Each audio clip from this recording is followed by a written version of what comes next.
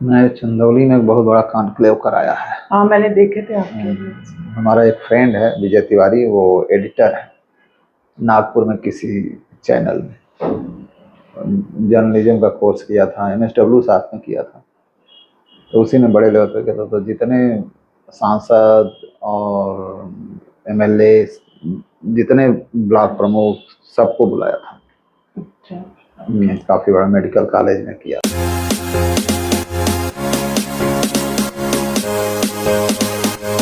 नमस्कार everyone, welcome to गपशप, जहाँ हर बात होती है दिल से। तो चलिए शुरू करते हैं एक ऐसा सफर जहाँ हर आवाज एक बदलाव की गूंज है। और मैं हूँ आपकी होस्ट शिप्रा शर्मा। के एपिसोड में हम बात करेंगे उन सच्चे हीरोज से जो केवल शोहरत के लिए ही नहीं बल्कि समाज को बेहतर बनाने के लिए जीते हैं। तो चलिए शुरू करते हैं आज की गपशप। तो शुरुआत करते हैं। तो आप बताइए स्पिट संस्था के बारे में, और आपने 2 दशक से ज्यादा समय सामाजिक कार्य में समर्पित किया है। तो ये सामाजिक कार्य करने की शुरुआत, पहली प्रेरणा आपको कहाँ से मिली? थैंक यू शिप्रा जी। एक तो स्पीड को और हम लोगों को समय देने के लिए और कवर करने के लिए हम लोगों की शुरुआत हुई, क्योंकि मैं खुद सोशल वर्क बैकग्राउंड का हूं और मैंने सोशल वर्क की पढ़ाई किया। पढ़ाई के दौरान हम लोग काम करते रहे और काम करने के दौरान मेरी शुरुआत पहले नौगढ़ के जंगलों में हुई थी और किसी संस्था के साथ हमने फर्स्ट जॉब किया था। तो नौगढ़ के जंगल में हमने कई तरह के परेशानियां और सब चीज़ें देखी, और वो भी चंदौली डिस्ट्रिक्ट, जो अभी भी उत्तर प्रदेश में एक हाई बर्डन डिस्ट्रिक्ट में है, आकांक्षी जिला है। तो वहाँ से शुरुआत किया और वहाँ पे काम देखा। काम को करते हुए फिर दिल्ली में हम लोगों ने काम किया। तो देखते हुए लगा कि नहीं, लोगों के लिए ज़रूरत है और एक अच्छी ऑर्गेनाइजेशन बनाना ज़रूरत है। हमारा मकसद केवल दिखाने के लिए नहीं, हम लोग जैसा कि सभी लोग जानते हैं, हम लोग काम करने में विश्वास रखते हैं। इसी सोच के साथ हम लोग दोस्त कुछ लोग थे और हम लोग बैठे, बातचीत हुई, और JNU में हमारे कुछ साथी थे, उनके साथ बातचीत हुई, और उसी बातचीत के दौरान हम लोगों ने प्लान किया कि नहीं, ऐसी ऑर्गेनाइजेशन बनाया जाए जो अच्छे से ईमानदारी से काम करे और लोगों के लिए काम करे, जिस तरह की ज़रूरतें हैं उनके हिसाब से काम करे। तो उस सोच के साथ हम लोगों का आगे बढ़े और 2003 में हम लोग इस प्रोसेस को स्टार्ट किया और 20 फरवरी 2004 को हमारा रजिस्ट्रेशन मिला। और तब से हम लोग इसको लेकर ऑफिशियली काम कर रहे हैं। लीगली जो होता है वो रजिस्ट्रेशन के तहत 2004 से 20 फरवरी 2004 से हम लोगों ने शुरू किया, तब से अभी तक काम कर रहे हैं। तो 22 साल से अधिक हो गया संस्था को काम करते हुए। तो शुरुआत करने का मकसद यही था, अच्छा काम अच्छे लोगों के लिए, जहाँ ज़रूरत है लोगों की, उन लोगों के लिए हम काम करें। ये हमारी सोच थी और इसी सोच के हिसाब से हम लोग काम कर रहे हैं। तो अभी आप देख रहे हैं जैसे कि हम स्पिट बॉयज होम में ही आज बैठे हैं और बच्चों से भी हम मिलेंगे अभी थोड़ी देर में। तो अवधेश जी, आप ये बताइए कि जब आपने स्पिट संस्था का स्थापना की, सोसाइटी की, तो आपने किस मुख्य प्रॉब्लम को दिमाग में रख के ये बनाया कि मुझे ये करना है, अगर मैं इस सोशल कॉज के लिए काम करूंगा तो ये होगा? मतलब क्या आपके मुख्य कारण क्या था स्पिट सोसाइटी को फॉर्म करने का? जैसा कि आप जानते हैं, SPID स्पीड, इसका पूरा नाम है society for participatory integrated development. तो हमारी सोच थी कि हम इंटीग्रेटेड अप्रोच के साथ काम करेंगे, क्योंकि एक समाज में परिवार है और उस परिवार में हर तरह की ज़रूरतें होती हैं। परिवार में बच्चे का विकास है, बच्चे के न्यूट्रिशन की ज़रूरत है, बच्चों के स्किल्स की ज़रूरत है, उनकी शिक्षा को ध्यान में रखा जाता है, और उस शिक्षा के बाद आगे बढ़ते हैं तो स्किल्स है, वोकेशनल कोर्स हैं, वो उसको देखते हुए उस परिवार में ही देखा जाए तो महिलाएं हैं, महिला सशक्तिकरण की भी बात होनी चाहिए, और ओवरऑल डेवलपमेंट की बात है, बच्चों के लाइवलीहुड का मामला है, स्वास्थ्य का मुद्दा है। तो हमारा मकसद था कि संस्था का नाम जिस तरह से रखा गया था कि पार्टिसिपेटरी अप्रोच और इंटीग्रेटेड अप्रोच के साथ काम करना, इस वजह से हमने अधिक सारी चीज़ों को कवर करने की कोशिश करते हैं। हम इसमें शिक्षा को भी ध्यान में रखते हैं, बच्चों के रेजिडेंस का, शेल्टर की ज़रूरत है, उनके अधिकारों की ज़रूरत है, महिलाओं की ज़रूरत है, जो समाज के अन्य दूसरे लोग हैं उनकी ज़रूरत है, उसको ध्यान में हम लोगों ने संस्था को बनाया। उसी के हिसाब से हमने नाम रखा और हम आज उसी के हिसाब से हम लोग काम कर रहे हैं। आपको इतना समय काम करने के बाद social work as a social worker इतना समय लंबे समय तक काम करने के बाद आपने कम्युनिटीज में क्या चेंज देखा है? बहुत सारे बदलाव हुए। हमने जब शुरुआत किया तो अलग अलग जगहों पे किया। यूपी में किया, यूपी के चंदौली जिले में शुरुआत हुई। फिर इसके बाद हमने सुल्तानपुर डिस्ट्रिक्ट में काम किया, वाराणसी में काम किया, और अभी भी चंदौली में हमारी प्रेजेंस है। हम कुछ लेवल पे काम करते हैं। हमने आगरा में काम किया, फिरोजाबाद में, मथुरा में, इस साइड में काम किया, और दिल्ली में हमारा काम हुआ। और दिल्ली में हम लोग एक बहुत बड़े स्तर पे उस जगह पे काम करते हैं जहाँ पे लोग नहीं काम करते, न जाना चाहते हैं। तो हम बच्चों के अंदर बदलाव, महिलाओं के अंदर जहाँ जहाँ हमने काम किया, हमारी कोशिश रही कि बच्चों की लाइफ को बचाया जा सके।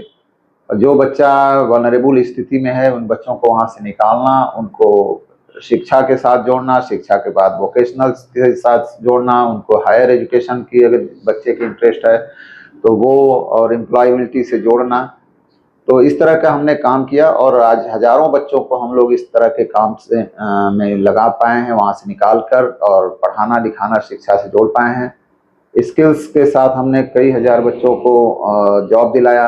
हम टेक महिंद्रा कंपनी के साथ मिलकर हमारे चलते हैं CSR में स्किल डेवलपमेंट। ऐसे ही ITC के साथ हम लोग स्किल डेवलपमेंट काम कर रहे हैं सहारनपुर में। तो हर साल हम लोग कम से कम 3000 से अधिक बच्चों को जोड़ते हैं, उनको मोबिलाइज करते हैं। जो यूथ है जॉब नहीं कर रहता है उसको एम्प्लॉयबिलिटी के साथ जोड़ना, उनको ट्रेनिंग देना, ये कर रहे हैं। तो अलग अलग उस पर है, तो बदलाव बहुत है, ऐसा नहीं है। हम अगर, मुझे मानना है कि अगर हम लोग 3-4 हजार बच्चों को अगर निकाल पा रहे हैं, अगर हम शायद नहीं काम करते तो कुछ बच्चे कहीं जुड़ते, या हो सकता है कुछ बच्चे गलत रास्तों पे भी जाते। तो उन गलत रास्तों से हम बचाने की कोशिश करते हैं, ये हमारा प्रयास रहा है। और हमें मानना है कि हम लोग उसमें सफल हैं, कि हम बच्चों के लिए, हम लोग थोड़े और चीज़ों में दिखावा वाला काम कम करते हैं। तो हमारी कोशिश होती है कि हम अपने काम को करें, बच्चों की सेफ्टी, सिक्योरिटी और सबकी डिग्निटी को ख्याल में रखते हुए हम लोग काम करते हैं। तो अच्छे बदलाव आ रहे हैं। हम हरियाणा में काम कर रहे हैं, तो अलग अलग जगहों पे अलग अलग तरह के उसमें काम कर रहे हैं।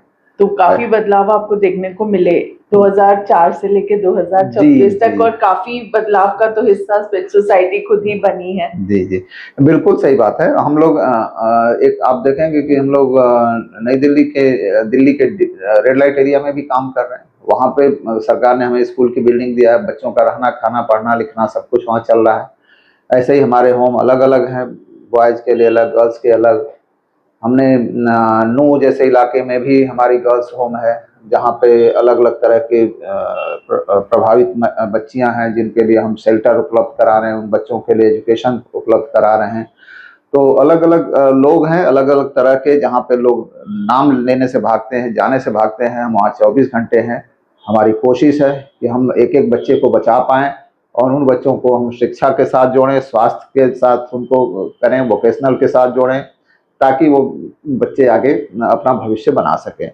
हमारी टीम है जो बाल तस्करी को लेकर काम करती है। हम लोग हमारी टीम जो है आनंद विहार, नई दिल्ली या दिल्ली के कई स्टेशंस पे रेकी करती है कि बच्चों की तस्करी अगर किसी तरह से बस अड्डे, ट्रेन के माध्यम से की जा रही है, या कहीं से बच्चे के मिसिंग का या ट्रैफिकिंग की बात होती है, तो उसके लिए हमारी टीम बराबर सपोर्ट करती है। कभी पोक्सो केस आता है, उसके लिए काउंसलिंग करना, उसके लिए जो फर्दर सपोर्ट हो सकता है वो हमारी टीम करती रहती है। निजामुद्दीन स्टेशन पे तो हर एक जगह पे हम लोग सरकार के साथ मिलकर कोशिश होती है कि हम बच्चों की सेफ कर पाएँ। बाल श्रम को लेकर काम कर रहे हैं, जहाँ पे हमारे पीछे कई रेड हम लोगों ने SDM के साथ और इनके साथ DLC ऑफिस के साथ मिलकर, DCPO CWC के साथ मिलकर हम उनको बच्चों को निकालना, और उनको गवर्नमेंट की स्कीम के साथ जोड़ना, उनके साथ FIR कराना, उनका घर ट्रेस करना, वहाँ तक पहुँचाना, ये सारा काम हमारी टीम कर रही है, और अच्छी तरह से कर रही है हमारी टीम। और आगे भी हम लोग जितना हो सकेगा, हम लोग कोशिश जरूर रहेगी जारी कि हम बच्चों को अधिक से अधिक उनको उनकी लाइफ, अच्छी लाइफ दे पाएँ। अपने स्तर से जितना हम कर सकते हैं, लोगों के सहयोग से, बिना लोगों के सहयोग से ये संभव नहीं है। तो जब सपोर्ट मिलता है, उसी सपोर्ट के बेस पे हम लोग आज ये काम कर रहे हैं, और हमारी टीम भी बड़ी मनोबल बढ़ा कर काम करती है। तो लोगों का सहयोग जो है वो मनोबल बढ़ाता है, और उस मनोबल के साथ हम काम कर रहे हैं। आज बहुत सारे बच्चे ऐसे हैं जिनको हमारा मानना है कि अगर हम नहीं बचाते तो किसी न किसी दलदल में फंसते बच्चे, लड़कियों की ज़िंदगी खराब होती। तो हमारा मेन मोटिव है कि to prevent second generation from prostitution, उस पर काम कर रहे हैं। बाल श्रम में जो बच्चे जा रहे हैं उनको बचाने की कोशिश हो रही है। तो स्पेड इसके लिए एक मुहिम के तहत काम कर रहा है, एक स्ट्रेटजी के तहत काम कर रहा है। हमारी टीम बड़ी अच्छे से स्ट्रेटजी बना रही है। हमारे पास वकील हैं जो इसको लिए सपोर्ट करते हैं, लीगल लोग हैं वो हैं इसके लिए सपोर्ट करते हैं। तो हमारे बहुत सारे स्टाफ हैं जो साथी लोग, और बाकी पार्टनर हैं जो पार्टनर ऑर्गेनाइजेशन है वो सपोर्ट करती हैं। बिना उनके सपोर्ट के तो संभव ही नहीं। तो हम सभी के सहयोग से, सपोर्ट के साथ मिलकर हम इस काम को, इस मुहिम को आगे बढ़ा रहे हैं। और आप जैसे लोगों का भी बहुत सपोर्ट है कि जो आप समय समय पे हम लोगों को इसको आगे बढ़ाने में, मुद्दे को आगे ले जाने में, मुद्दे में सहयोग करते हैं। तो ये भी आप लोगों का बहुत बड़ा सहयोग है। तो जो आजकल के युवा हैं जो सामाजिक कार्यों में भाग तो लेना चाहते हैं बट उनको नॉलेज नहीं है या किसी भी कारणवश वो चाहते हुए भी सामाजिक सोशल कॉज के लिए आगे बढ़कर नहीं आते हैं, चाहते हैं पर आगे बढ़ के नहीं आते, तो उनके लिए आप एक क्या मैसेज देना चाहेंगे कि वो शुरुआत कैसे करें? मेरा मानना है कि आप शुरुआत कहीं से भी की जा सकती है। आप जहाँ पे हैं वहीं से शुरुआत करें। हम जहाँ रह रहे हैं हमारे आसपास ऐसे लोग हैं, ऐसे बच्चे हैं जिनके लिए हम सपोर्ट कर सकते हैं।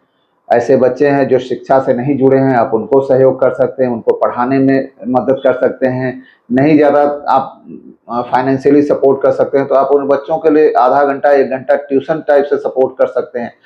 और बहुत सारी ऐसी आसपास में आपके संस्थाएं हैं समाज सेवा की फील्ड में काम करने वाले, उनके साथ बच्चे हैं, उनके लिए सहयोग करिए। अगर लगता है कि कोई महिला परेशान है उसके लिए सपोर्ट कर सकते, बच्चा मिसिंग है उसके लिए 1098 पे फ़ोन करें, 112 पे फ़ोन करें, बताएं, कनेक्ट करें। तो सहयोग कहीं से हो सकता है।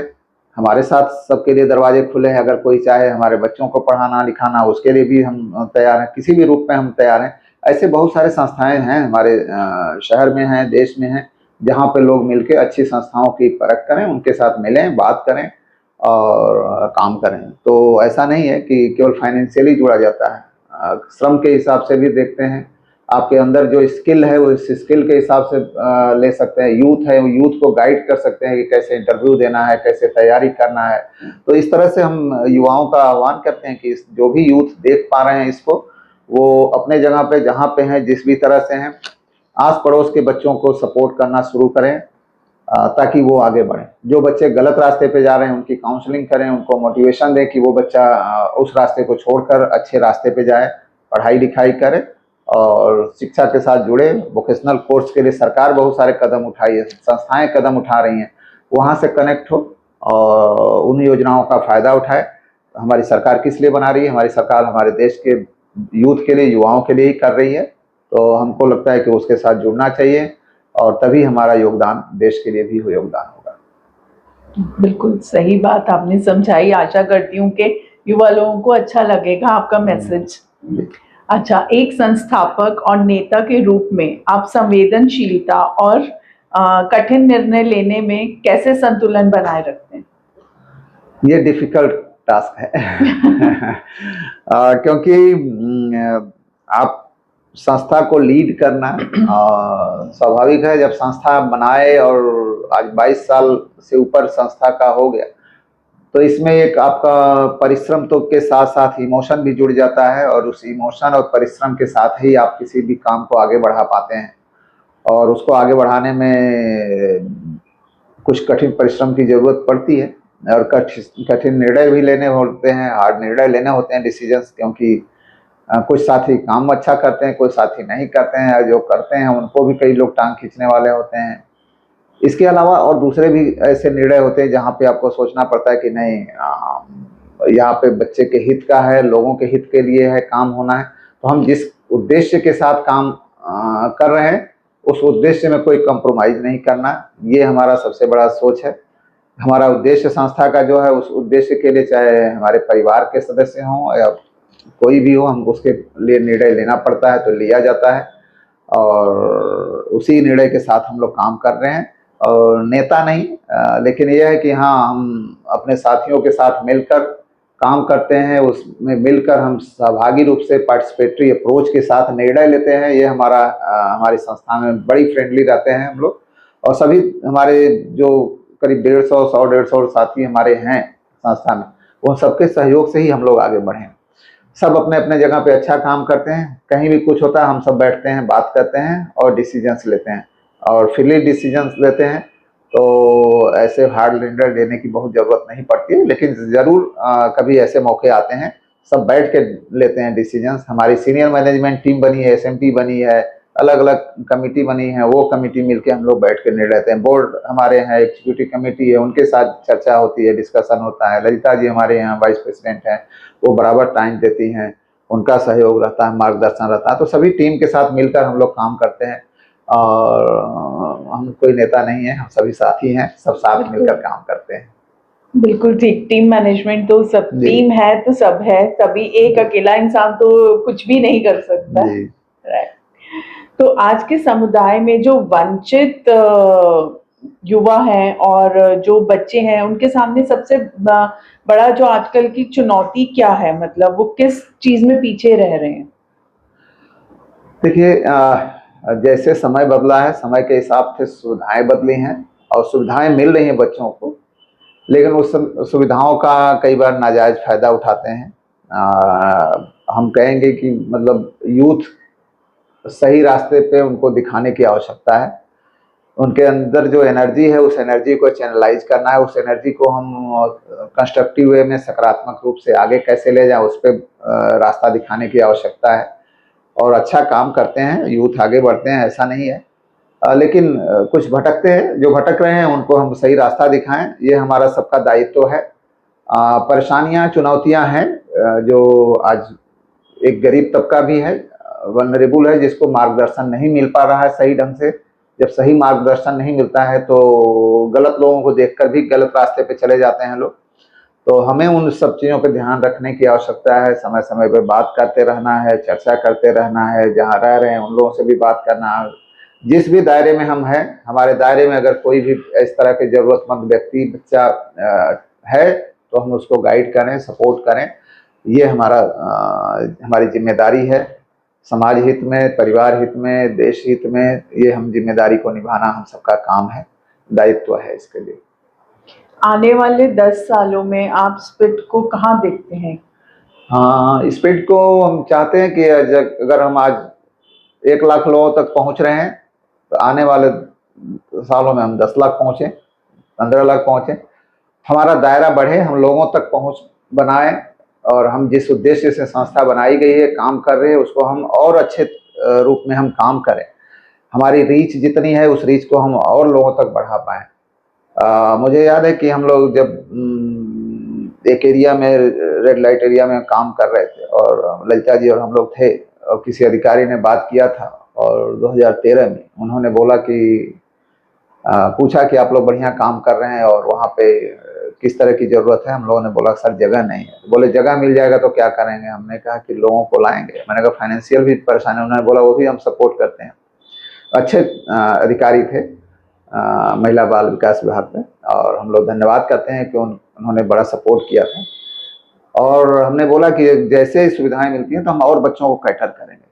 शायद उस समय हमारे पास 20 बच्चे रहे होंगे, 15-20 बच्चे रहेंगे। आज हमारे पास 100-125 बच्चों, 150 बच्चों को देख रहे हैं।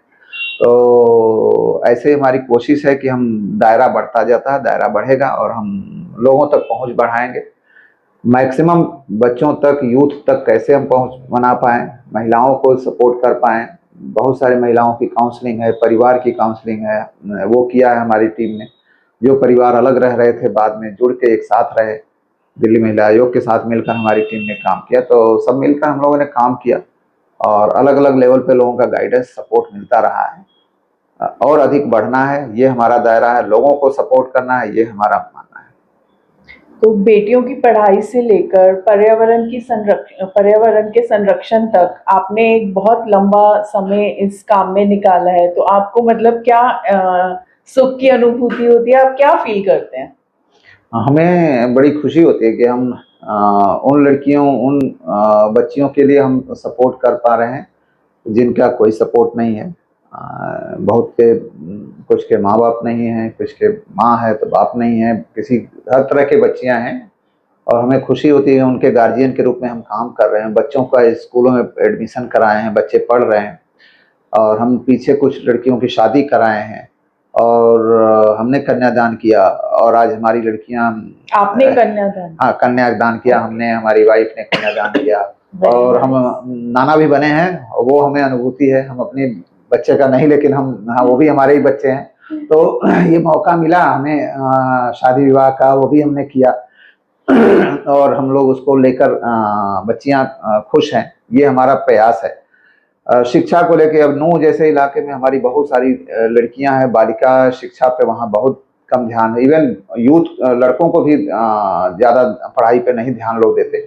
हम आज उधर कई गांवों में काम कर रहे हैं, क्राई है, एससीएनएफ है, लाल पैथ है। लाल पैथ के साथ मिलकर हम लोग 2000 टीबी पेशेंट को न्यूट्रिशन सपोर्ट दे रहे हैं, गवर्नमेंट के साथ मिलकर, डीटीओ के साथ, ऑफिस के साथ मिलकर।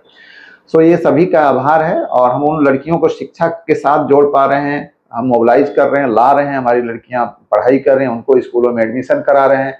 हमारी टीम ने नूह में जो सरकार, हरियाणा सरकार की योजना थी, बसों का संचालन ऑफिस पेपर पे तो था लेकिन ग्राउंड पे नहीं था।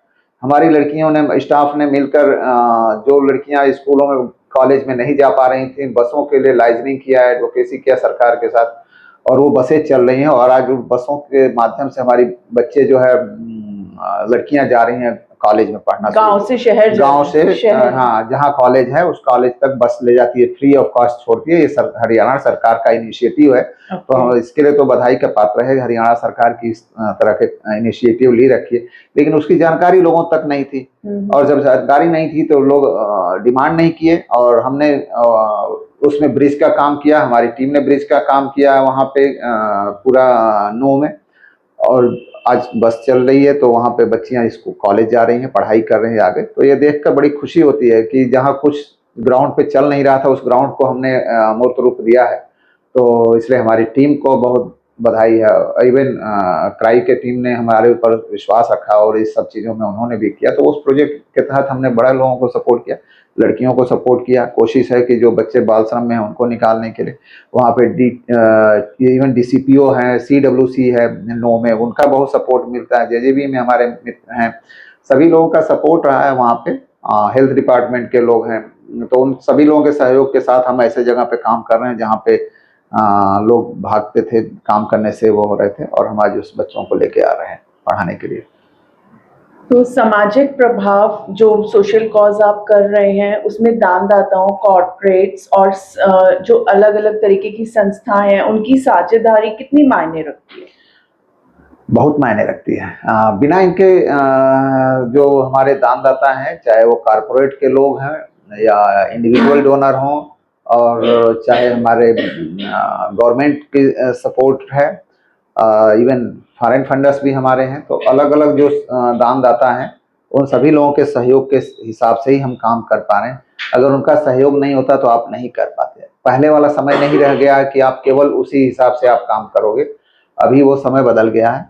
अभी जरूरत है, बिना दानदाताओं के सपोर्ट के नहीं है।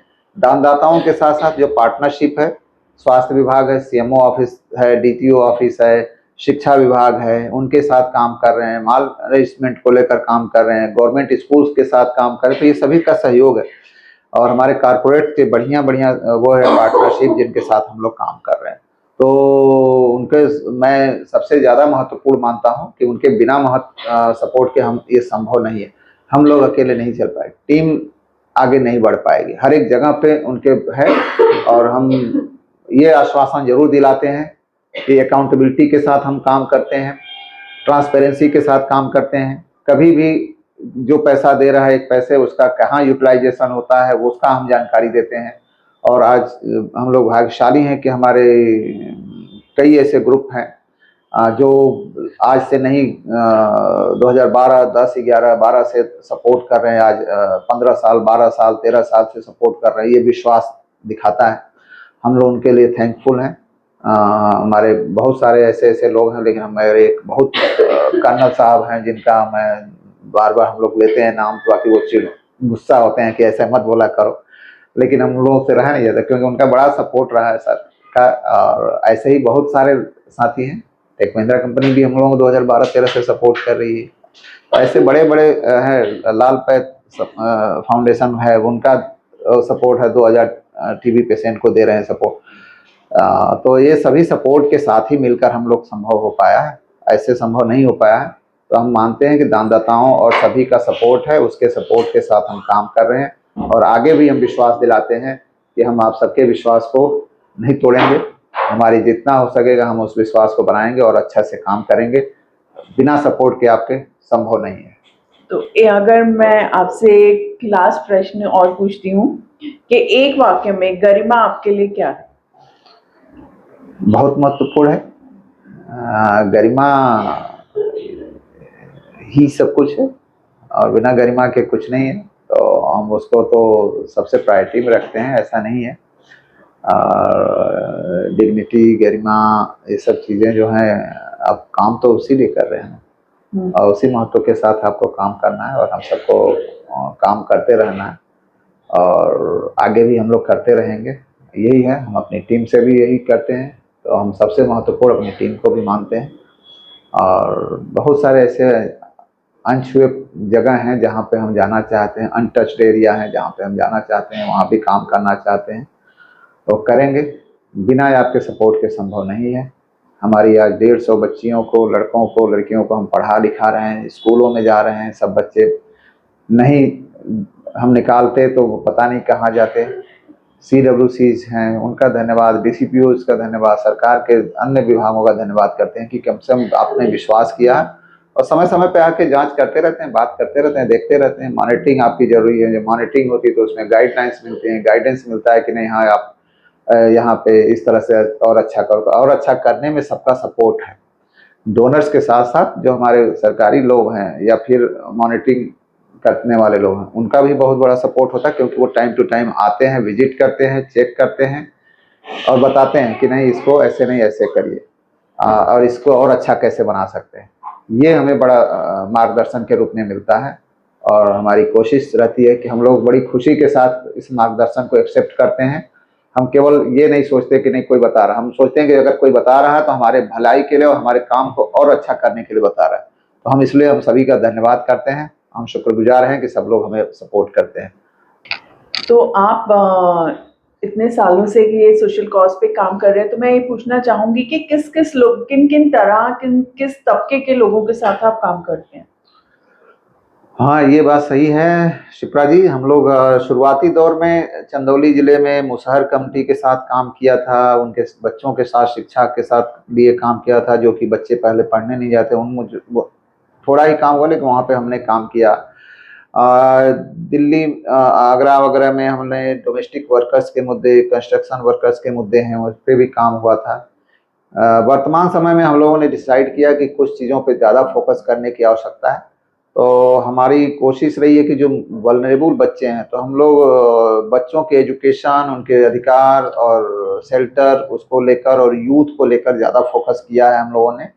तो अभी हम लोग रेड लाइट एरिया में काम करते हैं, यहाँ का GB रोड है। ऐसे ही और दूसरा रेड लाइट एरिया है जहाँ पे स्ट्रीट बेस्ड सेक्स वर्क में महिलाएं हैं, जहाँ पे ब्रोथल बेस्ड सेक्स वर्क में महिलाएं हैं, उनके साथ, उनके बच्चों के साथ भी हम लोग काम करते हैं। जो कुछ ऐसे बच्चे हैं वल्नरेबल, जिन सिंगल मदर के बच्चे हैं, सिंगल पेरेंट्स के बच्चे हैं, जिनके माँ बाप नहीं हैं, उनके साथ है। चाइल्ड वेलफेयर कमेटी के आर्डर से आते हैं बच्चे। बहुत सारे ऐसे बच्चे हैं जो पोक्सो के भी शिकार रहे हैं, उनके साथ भी हमने काम किया है। बाल तस्करी के शिकार बच्चे हैं, उनके साथ काम करते हैं हम लोग। बाल श्रम में जो बच्चे हैं, बंधुआ मजदूरी में बच्चे हैं, उनके साथ काम कर उनको रेस्क्यू कराना, उनको एजुकेशन, उनको योजनाओं के साथ जोड़ना, इस पे भी काम करा। स्लम के महिलाएं हैं, उनके साथ काम कर रहे हैं। रूरल एरिया में नूह जैसे, मेवात जैसे इलाके में भी हम लोग काम कर रहे हैं, जहाँ पे लड़कियों के बाल एजुकेशन को, गर्ल्स एजुकेशन पे ध्यान नहीं दिया जाता है, इवन बॉयज़ के ऊपर कम ध्यान दिया जाता है। शिक्षा पे तो हमारी कोशिश है कि उन सभी को शिक्षा के साथ जोड़ा जाए, बच्चों को, लड़कियों को, ताकि उनका आगे की लाइफ अपने बारे में सोच पाएँ, कर पाएँ। हम लोग जो ट्यूबरकुलोसिस पेशेंट हैं उन पेशेंट्स को हम लोग न्यूट्रिशन सपोर्ट देना, जो प्रधानमंत्री का निक्षय स्कीम है उसके तहत हम लाल पैथलैब के साथ मिलकर वहाँ पे 2000 टीबी पेशेंट को सपोर्ट कर रहे हैं, जिसमें डीटीओ ऑफिस, सीएमओ ऑफिस के डीटीओ साहब के सभी की मदद के साथ हम लोग वहाँ पे काम कर रहे हैं। तो डिस्ट्रिक्ट चाइल्ड प्रोटेक्शन ऑफिसर है, चाइल्ड वेलफेयर कमेटी है, उन सब के लोगों के साथ मिलकर काम करें। तो हमारा अलग अलग आजिम प्रेम जी फाउंडेशन है वो भी सपोर्ट कर रहा था। हमारे साथ बहुत सारे ऐसे डोनर पार्टनर्स रहे हैं, सेलेक्ट सिटी रहे हैं, इनके सपोर्ट से है। हम लोग आगे का प्लान भी है कि हम बच्चों के लिए अपना होम हो, अभी तक हम रेंट पे होम चल रहे हैं, लेकिन हम अगर अपना होम हो इसके लिए हमारे कई क्राउड फंडिंग के लोग रहे हैं, लेकिन अभी बहुत बड़ा सपोर्ट हमारे सेलेक्ट सिटी के सर का है, उन लोगों का, कि उन लोगों का मार्गदर्शन रहा है कि नहीं आप लोग ये करो। तो विश्वास है, काम है और उसी को लेकर हम लोग काम करें। तो अलग अलग तरह के लोगों के साथ काम कर रहे हैं और हम ऐसे लोगों के साथ काम करते हैं जो रिस्क वाला इलाके हैं। बहुत लोग कहते हैं कि आप बड़े रिस्की वाले काम कर रहे हैं। हम दूसरों की जान बचाने के लिए कोई रिस्क नहीं है, तो हम लोगों की जान बचाने, उनकी शिक्षा को जोड़ने के लिए, उनके भविष्य के लिए अगर काम कर रहे हैं तो ये तो रिस्क लेना ही पड़ेगा। नहीं तो ऐसे काम नहीं चलेगा, घर में बैठ के तो कोई काम नहीं होगा। तो हम लोग मेहनत करते हैं और सभी पूरी टीम हमारी बड़ी ताकत के साथ काम करती है। हम तो अपनी टीम का भी आभार करते हैं। हमारे बोर्ड है, एग्जीक्यूटिव कमेटी है, हमारे जितने मेंबर्स हैं वो उनका विश्वास है कि हाँ हम लोग समय समय बैठते हैं, रिव्यू करते हैं, बात करते हैं। डोनर्स का है, सभी का हम धन्यवाद करते हैं, सबके साथ मिलकर काम करते हैं। जैसे कि आपने बताया कि आप रेड लाइट एरिया के बच्चों के साथ काम करते हैं, उनको आप रेस्क्यू भी करते हैं और अपने होम में रखते हैं, उनको पढ़ाते हैं, उनको स्कूल भेजते हैं। तो कभी क्या किसी बच्चे के तरफ से ये सवाल आता है कि मेरे फादर कहाँ हैं या मुझे अपने पापा के साथ रहना है? तो अगर कोई बच्चा या बच्ची इस टाइप का कोई उत्सुकता जगाती है अपने फादर के लिए, तो उस को आप कैसे हैंडल करते हैं, जबकि आप ये जानते हैं कि उसके फादर को आप ला नहीं सकते हैं, फादर के पास वो रह नहीं सकती है, आप उनको रेस्क्यू करके लाते हैं और अपने पास रखते हैं। तो वो एक मेरे मन में बहुत क्यूरियोसिटी है उसको जानने के लिए कि वो पॉइंट आप कैसे हैंडल करते हैं।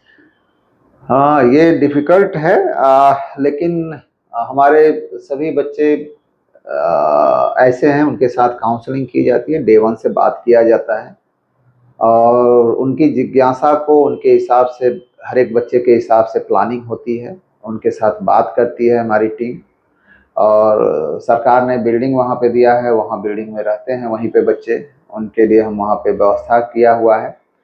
और जिनकी मदर हैं वो मदर मिलती हैं, तो हमारी कोशिश है कि मदर बताएं, फादर हैं तो फादर बताएं, जो जिस तरह से है वो बताएं। हमारे लेवल पे जो होता है हम उसको अलग तरीके से काउंसलिंग करते हैं, उनके साथ बात करते हैं, ये हमारी कोशिश होती है। टीम है, टीम उस पर काम करती है।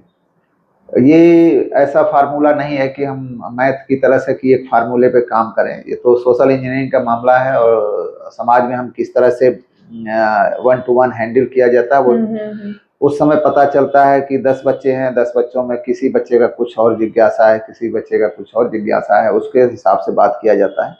लेकिन ये है कि हर बच्चा संतुष्ट होता है, पढ़ता लिखता है और इसमें हमारे सहयोग रहता है। हमारे काउंसलर, हमारे यहाँ ललिता जी हैं वाइस प्रेसिडेंट, उनका बहुत बड़ा रोल रहता है, वो देखते हैं। हमारी टीम के लोग हैं, सब लोग देखते हैं, बात करते हैं और एक प्रोसेस चलता रहता है। धीरे धीरे प्रोसेस के तहत बच्चे को पता हो जाता है कि नहीं, हमारा परिवार, घर, ये सब यही है और इन्हीं के साथ पढ़ाई है और सब बच्चों की पढ़ाई लिखाई की जिम्मेदारी भी हमारी होती है। तो हर तरह के लोगों के साथ है। CWC ऑर्डर करती है बहुत सारे बच्चों का, तो उनके हिसाब से करते हैं। बाकी सरकार ने जो हमारे विश्वास रख के वहाँ पे बिल्डिंग दिया है, जगह दिया है, सपोर्ट कर रही है WCD, तो उसके लिए धन्यवाद है। वो बिल्डिंग मैंने पर्सनली भी विजिट की है। वो बिल्डिंग में जिस तरीके से आपने बच्चों को रखा है और बच्चों को आप पढ़ा रहे हैं, लिखा रहे हैं, काबिल तारीफ है जी। ये सबके शुक्रिया अवधेश जी आपका, धन्यवाद। तो आप सुन रहे थे गपशप, जहां हम लाते हैं सच्ची कहानियां और बड़े बदलाव के साथ।